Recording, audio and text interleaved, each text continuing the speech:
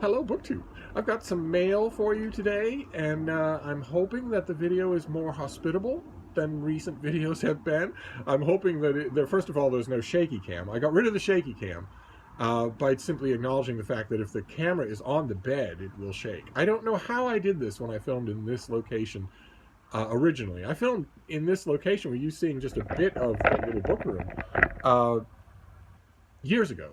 And I don't know, I wasn't that long ago, because I was in this exact position when Frida, my little Schnauzer, was a tiny puppy, and she is now a full-grown dog. And she just hopped up onto the bed and did not jostle the camera at all. And yet I can't for the life of me remember how I got the camera to be stable then. I certainly didn't do what I'm doing now, but nevertheless, I got rid of the shaky cam, and there should be very little in the way of background noise. The roofers are done with their task for this year anyway. There will still be distantly audible in the background the sound of the construction that is happening on the exact same 3-foot by 3-foot spot of ground directly outside my front door, where construction has been happening for literally 15 years. Where a crew comes, they use jackhammers and backhoes to blast open a 3-foot by 3-foot square.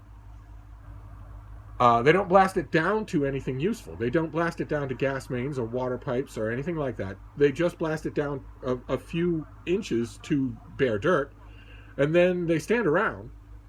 They have a very powerful union, so 12 of them will just stand around talking to each other and looking at that dirt, and then at the end of the day, they'll use jackhammers and backhoes to fill it back up again, and then take off.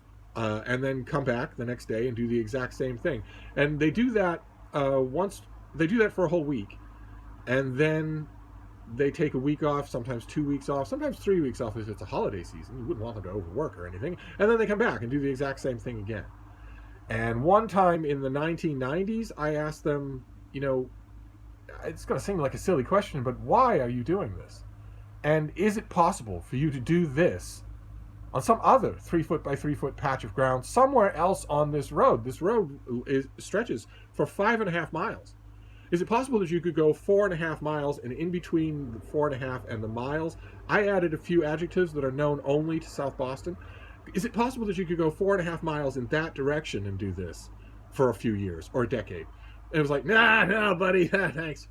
So you're still going to be able to hear the construction noise. That is an absolute given. It's such a given that in previous decades, when people used to come to visit me, I would say, okay, once you get to this road, turn left and walk until you get to construction. And that's where I live. I live at the construction. And they would say, well, what if it's moved? Or what if they're done? And I would just go, you sweet thing. Anyway, I'm hoping that this is a more hospitable video.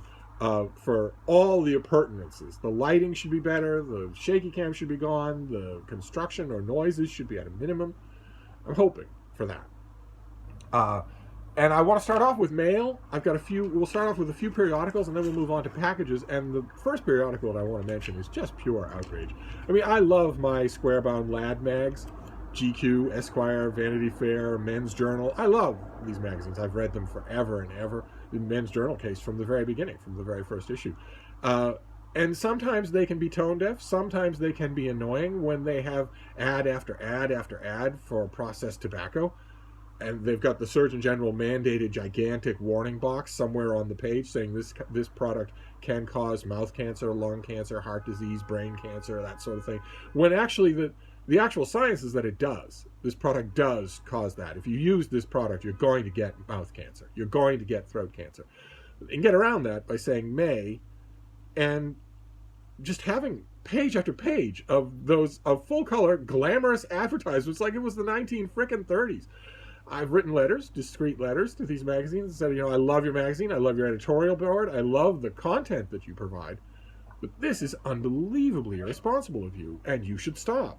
If you tried tomorrow, you could get a long list of advertisers that don't cause your readers to die in agony. Never got a response back. Esquire is one of those magazines, and I ordinarily look the other way because they introduced me to a whole bunch of things that I wouldn't have encountered otherwise. But this latest issue This latest issue does that, but oh my, oh my. It also did something else that even now, days later, I can't believe that I read it. This is the issue. That on the front is something called BTS. I guess they're a pop band, a Korean pop band. I think I've vaguely heard of them before. I saw I've seen photo shoots like this before. There's not one of them that weighs 70 pounds. They are all deeply, severely anorexic. One strong head cold away from dying. Well, I imagine that because of that, many of these band members have just interchangeably replaced over the years. But in addition to that, they're unbelievable roasting tobacco addicts. So the prancing around on stage, the singing, I imagine that's all done by automatons. That's all done by AI. One way or another, I wanted to read about them, and the article was very good. But the thing that I couldn't believe about this issue was that Esquire just went ahead with something they do every year, Best Restaurants. Best New Restaurants of 2020, where they send a couple of writers out on the road to go and test out new restaurants. What do they say here?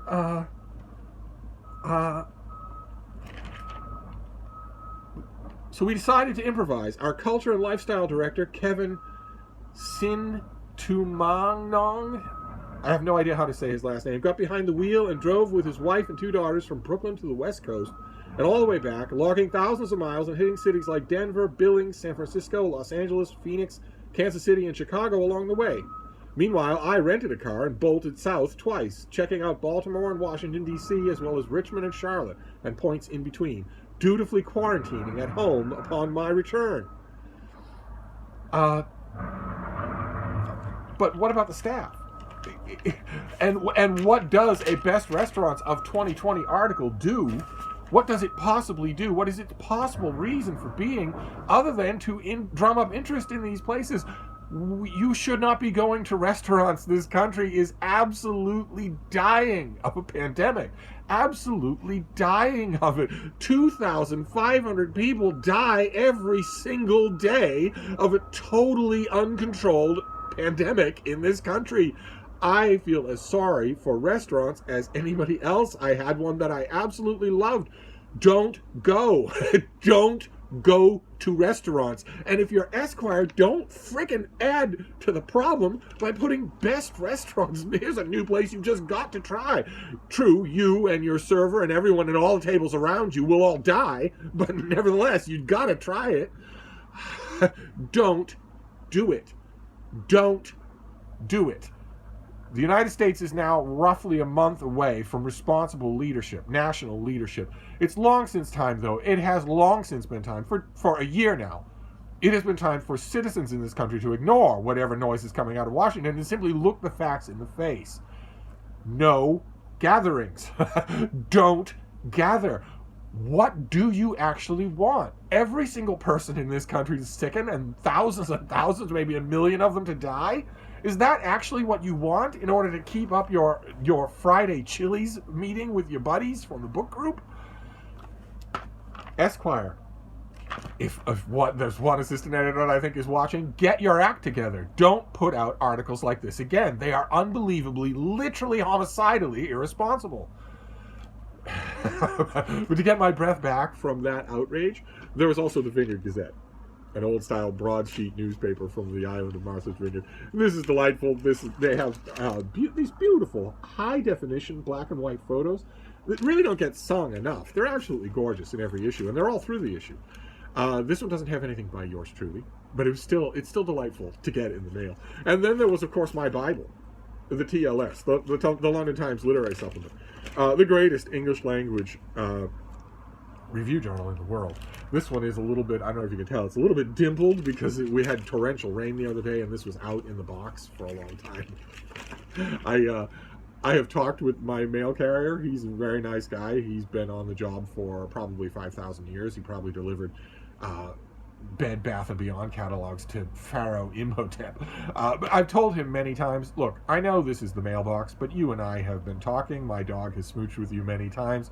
If it's pouring buckets of rain, could you kindly put all the paper products right through the slot?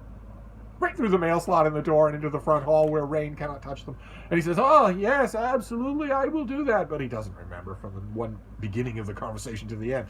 But anyway, the TLS is full of literary goodies. This one was as well. But there was one that caught my mind. I'm not going to drag you through the whole issue, but there was one that caught my eye because, like all good, really good literary journals, I don't know how many of you read lots of literary journals. It's literally my profession, so I read as many of them as I can.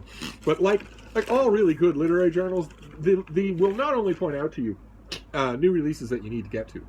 In my case, for instance, where I'm looking at something and I'm thinking, okay, that was a really good write-up. That sounds really interesting. I wonder if it has an American publication date, that sort of thing. But sometimes, often, these journals will also remind you of things. And make me, anyway, read it and say, oh my, I want to reread that. It's been a long time since I reread that. And that was true in this issue with Phil Baker. He does a review of Richard Green's new biography of the author Graham Greene. Richard Green is no relation. And in America, it's not called, in the UK, the book is called Russian Roulette. In America, it's not called that. But I want to read you the beginning of the article. It's this is the article. I want to read you the beginning because it served up 2 reminders along those lines. And it's also very, very good. This is just the way you write an informed book review. When the New Statesman ran a competition for Graham Greene parodies back in 1949, second prize was won by none other than Graham Greene himself under a pseudonym. There is something knowingly consistent about the Greene world, with its travels and betrayals, its adultery and seediness, and Catholic doubt. But for all its familiarity, the heart of it is oddly elusive. Good old Graham, always the same, wrote Philip Larkin wearily. But the same what, exactly? Greene's richly ambiguous and evasive character has always provided material for 2 very different major biographies. Norman Sherry's authorized life, a 3-volume monster that took nearly 3 decades, ultimately became a tragedy for its author. Sherry's heroic, obsessional research all but ruined his own life as he followed in Greene's footsteps around the world, losing 2 marriages, part of a gangrened intestine in Panama, and half his hearing in Liberia when a local thug pushed a revolver barrel deep into his ear. Greene seems to have seen a tragicomic aspect to at least some of Sherry's dogged quest, but he cared enough to try to stop him from going to a Congo leper colony. Given Sherry's previous luck, he feared he might contract leprosy. Where Sherry was reverent, Michael Sheldon's unauthorized biography seemed to be written with a grudge, sniffing out, convincingly for the most part, period anti-Semitism and more personal fascination with violence to women. The sheer sordidness of Sheldon's approach became perversely entertaining as he scrutinized his morally rotten subject's tendencies towards not just, quote, cruelty, quote, hatred, quote, deviousness, quote, subversiveness, but also, quote, anal sex, quote, flagellation, quote, masochism, quote, pedophilia, quote, young girls, and, quote, possibly actual homosexuality. All duly noted in the index. That is Phil Baker just going down the index of Michael Sheldon's book. Sheldon's trial of Greene, as it often seems to be, reached its extraordinary high point with a protracted innuendo that Greene might somehow have known just a little too much about the unsolved Brighton trunk murder. And in the course of this review, Phil Baker refers to both of those biographies as classics in their own right. And he's absolutely right. And reading the review reminded me how long it's been since I've read Sherry's 3-volume. I don't have. It's the greatest. It's an authorized biography, and it's the full dress, full stops type of thing, but it's absolutely fantastic reading, and I haven't had a copy in, God, I don't know how long. I read the volumes as they came out, and I got rid of them as they came out. And then at the Brattle Bookshop here in Boston, I found all 3 in paperback about 10 years ago, maybe 5 years ago, something like that, and read them all again. But I need to go at it all again. And that's nothing of it. Michael Sheldon's book I haven't read but once. I remember really liking it. I had it. I think I had a copy from the publisher. Don't have it anymore. So that Phil Baker review, in addition to being really good reading, reminded me that I need to keep my eyes open at used bookstores for all the Greene biographies that I can get. I think Graham Greene might be a good example. There are many examples like this. Might be a good example of an author that I prefer reading about to reading. So I need to at least have those books again and give them another try. But those were the periodicals. None of them is brand new. None of these came today. But then we have mail. We have a package and 2 boxes. So let's see what we have here for mail. I'm not going to hand this to you, baby. You're on the bed. Oh no, I almost destroyed what was in here. If you want to get at these things, you have to go on the floor. Show you the baby's antics. You're going to want to see the baby's antics. Oh. Look at how lovely this little book room is. I swear. It's neater, it's more controlled, it's less messy, it's more... I just like everything about it more. It's identical, virtually identical to the old one, but I like everything about it. Except for that Wilson the penguin up there. That penguin's got to go. Who likes penguins anyway? So what do we got here? I almost destroyed it when I was. Yeah, I almost did. Look at that. Here, let's get our scissors. Put our scissors to good use and get this thing. This is all torn apart. We don't want that. Must always have scissors nearby. All right. So what have we got here? Oh, oh no. Oh my, I was manhandling romance novels. That's not good. Okay, we're starting off this bit of the mail haul with romance novels. 2 of them. 2 mass market romance novels. Fantastic. Okay, so the first one is The Princess and the Rogue, which is a Bow Street Bachelor's novel. Look at that. By Kate Bateman. These are so good. The Bow Street Bachelor's novels are so good. Look at that. Classic Regency cover. What have we got here? So this comes out on December 29th. Too late to make it for my year-end best list. But there's hope for next year. I always leave a little, about a week's grace for very late arrivals for the 2021 list. Those of you who don't know what I'm talking about, on my literary blog, Steve Reads, which is now lodged on Open Letters Review, at the end of every year, I do an exhaustive, completely authoritative list of the best and worst books of the year. That list is ongoing. We're going to do one every day in December until we run out of lists, until we run out of categories. Romance is very much one of those categories. Historical fiction, thriller, mystery, science fiction and fantasy, debut fiction, history, biography, science, nature, nonfiction, fiction. It's the whole works. So this is the 3rd and final book in the Bow Street Bachelor series. I have both the others I don't know if you can see it. No, you can't see it from this end. That you can see right over there. Right there. A big, tall bookcase that's entirely romance novels. And the Bow Street Bachelor's books are on that bookcase. It just needs to be... It was stuck there. I wanted it there. It fits perfectly, but it hasn't been organized. I need to organize it myself. So we want my prop, don't we? So you don't have to look at me. Bow Street agent Sebastian Wolfe, Earl of Mowbray, doesn't believe in love until a passionate kiss with a beautiful stranger in a brothel forces him to reconsider. Same thing happened to me. Ended up in 2 different marriages to death. He should watch his step. When the mysterious woman is linked to an intrigue involving a missing Russian princess, however, Seb realizes that her air of innocence was too good to be true. Princess Anastasia Denisova has been hiding in London as plain Anna Brown. With a dangerous traitor hot on her trail, her best option is to accept Wolfe's offer of protection and accommodation at his gambling hell. But living in such close quarters and aiding Wolfe in his Bow Street cases fans the flames of their mutual attraction. If Anya's identity is revealed, does their romance stand a chance? Could a princess ever marry a rogue? Well, he's not only a rogue, right? I mean, we're told that what? He's an earl. We're told that he's an earl, so... You know, all rogues should be so lucky. And then what is the next one? Oh, great. Okay, the next one is actually something that I've praised already. Now I have a finished copy. Oh, fantastic. Okay.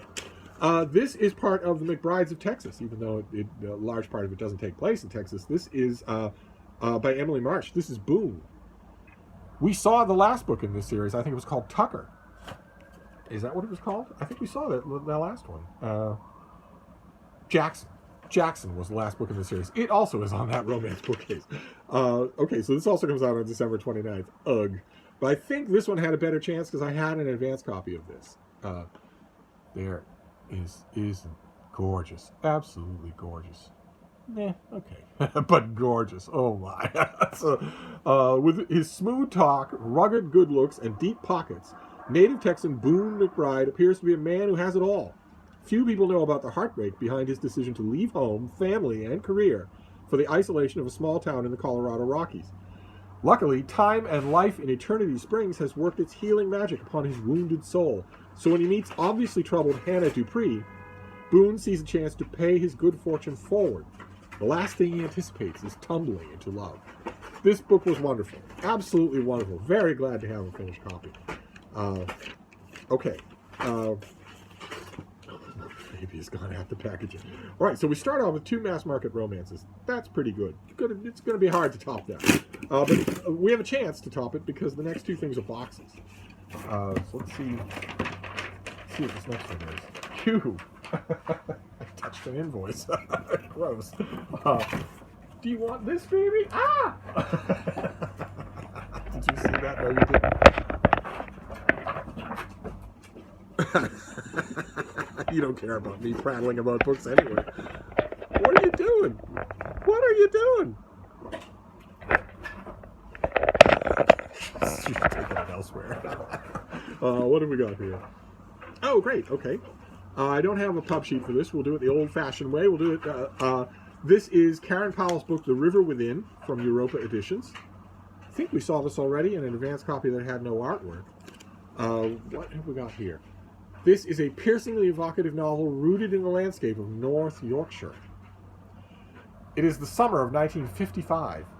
Alexander, Tom, and his sister Lenny discover the body of their childhood friend Danny Masters in the river that runs through the Starholme, a village on the Richmond estate in North Yorkshire.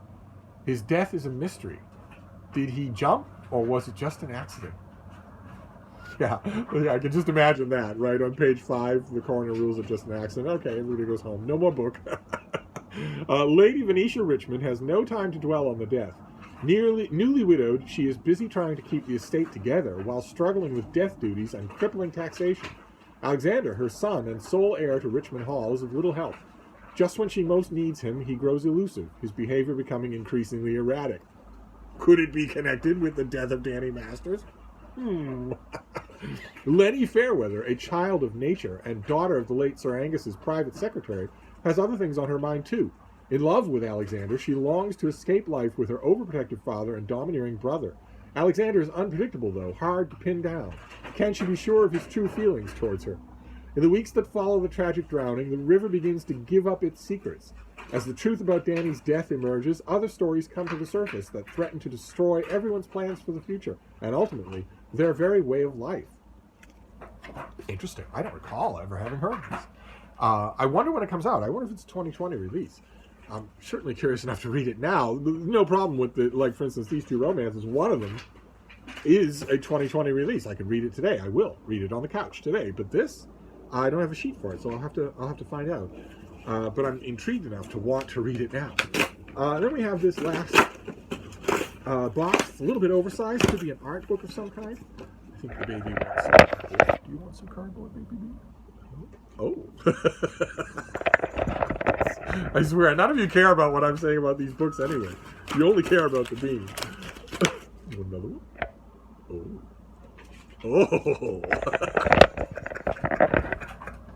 Oh. Let's see what we have here.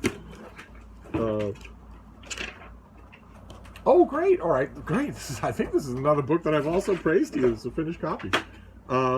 This is The Eternal City by Jessica Meyer. A History of Rome in Maps. This is the finished copy. It's wrapped in plastic, but we can fix that. This is one of the most visited places in the world. Rome attracts millions of tourists each year to walk its storied streets and see famous sites like the Colosseum, St. Peter's Basilica, and the Trevi Fountain. With a history spanning nearly 3 millennia, no other place can quite match the resilience and reinventions of the aptly nicknamed Eternal City. As Jericho raises its hand. But that's okay. Okay, so this is the book, and this is great because it gives me a chance to do what I couldn't do when I was praising it, I think, in a Friday Reads, which is to show you the illustrations. So you have period illustrations going way back, period drawings going way back, and that takes you right up to closer to the present day. And the book does exactly what the title suggests. The author takes you through the various stages of Rome's history, using maps as templates. Fantastic job. If you have a big book, a map aficionado, a history aficionado, a Roman history aficionado, get this for them for the gift-giving holidays. Absolutely. And that does it. That is Mail Haul. So we have The Eternal City, Rome in maps. We have The River Within by Karen Powell. Sounds like an English countryside murder mystery, that sort of thing. And 2 romance novels, Boone, The McBrides of Texas, and the last of the Bow Street Bachelors books, The Princess and the Road. So not a bad, a very Steve-like varied mail haul, but I'll take it certainly. And that does it. That is our mail haul for today. So I'm gonna wrap this up for now and clean up after the bean, but I'll be back. Thank you, BookTube.